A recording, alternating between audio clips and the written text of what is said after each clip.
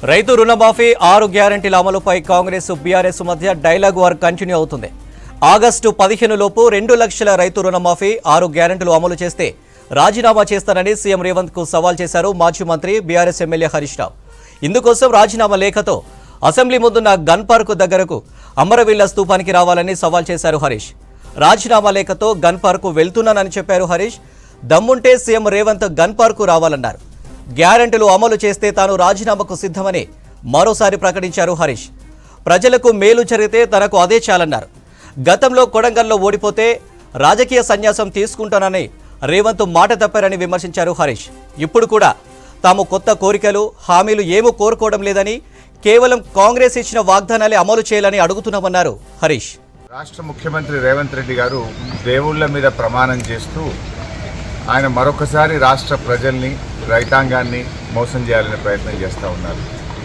ఎందుకంటే ఎన్నికల ముందు డిసెంబర్ 9వ తేదీనే 2 లక్షల రుణమాఫీ చేస్తామని, 6 గ్యారెంటీలు అమలు చేస్తామని బాండ్ పేపర్ల మీద రాసిచ్చి ఈరోజు రాష్ట్ర ప్రజల్ని కాంగ్రెస్ పార్టీ మోసం చేసింది.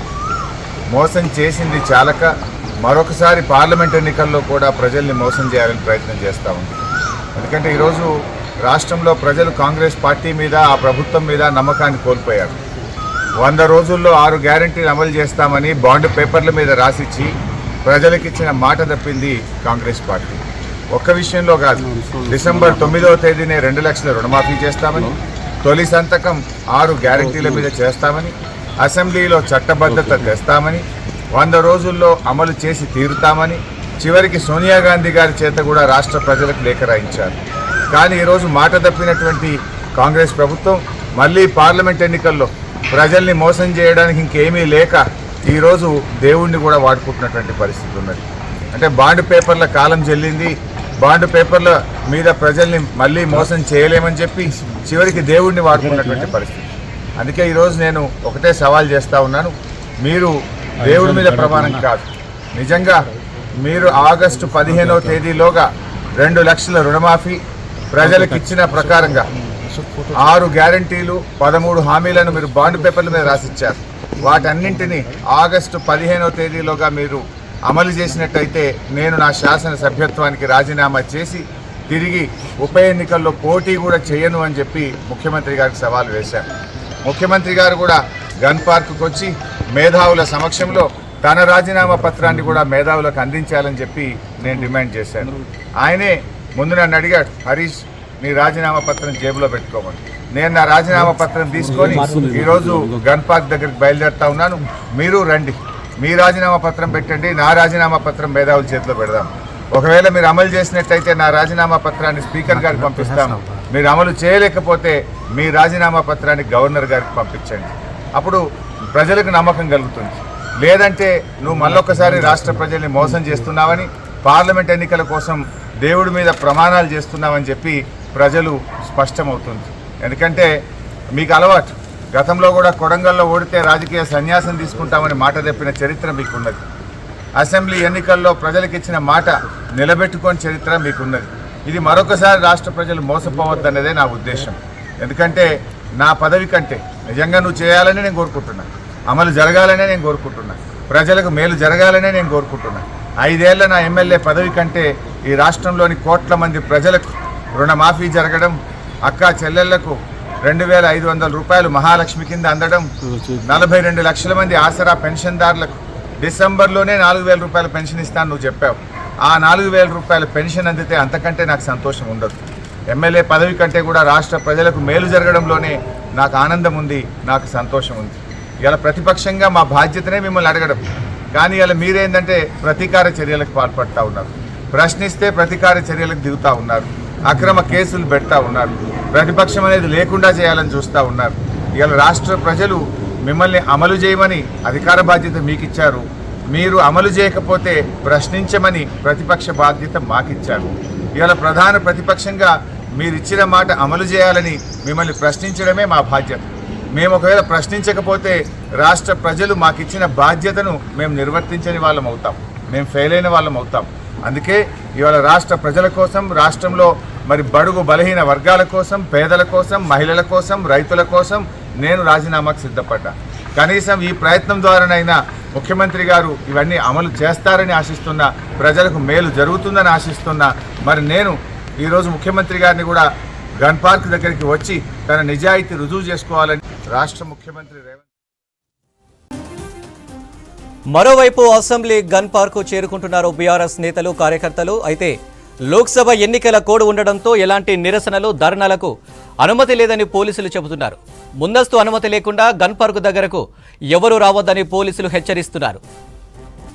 మరోవైపు అసెంబ్లీ గన్ పార్కు చేరుకుంటున్నారు బీఆర్ఎస్ నేతలు, కార్యకర్తలు. అయితే లోక్సభ ఎన్నికల కోడ్ ఉండడంతో ఎలాంటి నిరసనలు, ధర్నాలకు అనుమతి లేదని పోలీసులు చెబుతున్నారు. ముందస్తు అనుమతి లేకుండా గన్ పార్కు దగ్గరకు ఎవరూ రావద్దని పోలీసులు హెచ్చరిస్తున్నారు.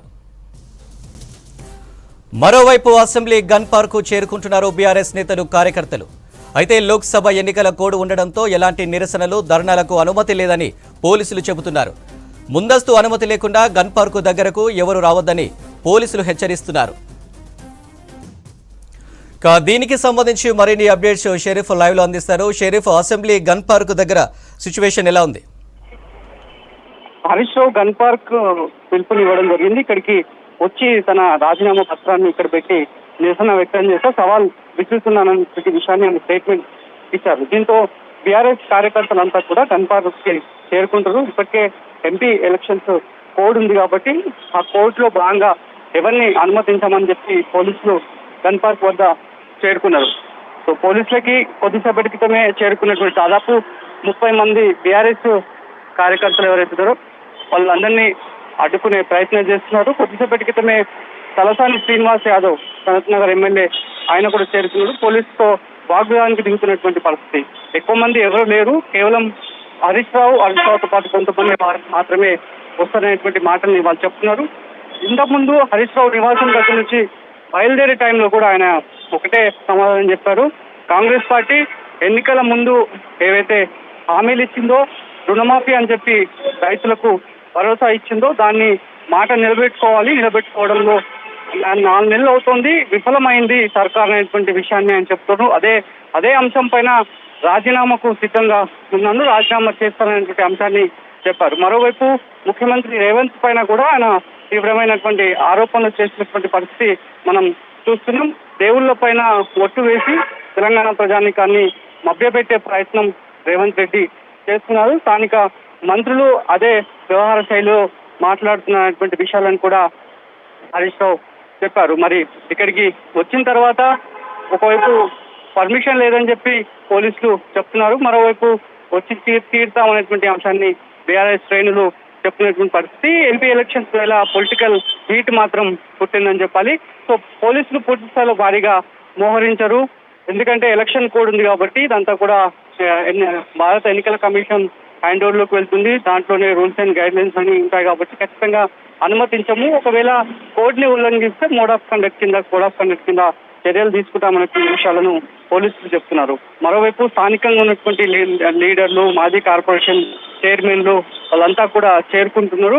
బీఆర్ఎస్ పార్టీ నుంచి మాజీ మంత్రి హరీష్ రావు పిలుపు ఇవ్వడంతోనే పెద్ద సంఖ్యలో చేరుకుంటున్నారు కాబట్టి ఈ రకంగా మాప్ కాకుండా కూడా పూర్తి స్థాయిలో పోలీసులు స్పెషల్ పోలీసులు ఏర్పాటు చేసి ఎవరిని కూడా ఇటువైపు గన్ పార్క్ వైపు రానివ్వకుండా ప్రయత్నాలు అయితే చేస్తున్నటువంటి పరిస్థితి. మరి కాసేపట్లోనే హరీష్ రావు ఇక్కడికి చేరుకుంటారు. మరి ఆయన చెప్పినటువంటి దాని ప్రకారం రాజీనామా పత్రాలు అమరవీరుల స్తూపం వద్ద పెట్టి నిరసన వ్యక్తం చేస్తానటువంటి విషయాలను హరీష్ రావు చెప్పారు కాబట్టి ఆయన చెప్పిన స్టేట్మెంట్ ప్రకారం ఇక్కడి వరకు వస్తారా లారా అనేది చూడాలి.